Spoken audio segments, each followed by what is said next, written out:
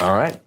John Lauro, the lead trial counsel for President Trump during the Jack Smith cases, joins us now. John, good to see you. What did you make of today? It was incredulous. I lived it, and Jack Smith can't hide from the facts and the truth. Everything he did as a special prosecutor was to try to derail President Trump's candidacy and really attack a political movement. He was preeminently a political persecutor, not a prosecutor. He didn't care about justice. He created a bogus indictment that was flawed in terms of law and facts. He wanted a trial in a couple of months after indictment with 15 million documents and 500 witnesses.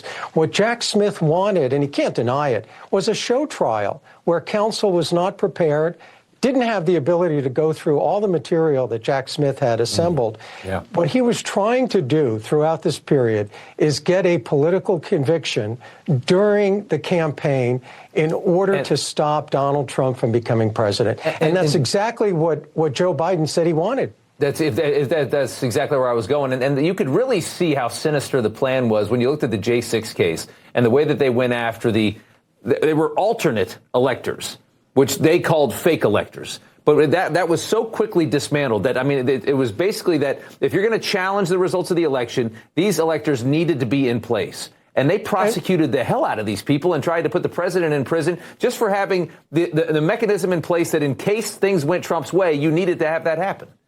Well, thankfully, we have a president with incredible courage to stand up to Jack Smith. 4 criminal cases that he brought. This issue of contingent electors. You know, John Kennedy used contingent electors in 1960, and no one was prosecuted. The only time that these statutes have been used improperly is when Donald Trump ran for president. This was a political hack job against Donald Trump. And you listen to Jack Smith, it's unbelievable what he says, that President Trump didn't have First Amendment rights to challenge an election when that's been going on since the beginning of the Republic, that President Trump didn't have due process rights to have a fair trial and fair preparation. Just incredible, the things he was saying. And by the way, he looked very uncomfortable. His messaging was very disjointed. I think he really disappointed a lot of the Democrats. Yeah, and then the other case was the classified documents, and the sitting president at the time, Joe Biden, ended up having them all over his offices and homes, and just wild. So much hypocrisy with all of that. John Lauro, thank you so much for coming on. We appreciate it. Great to see you. All right, good to see you.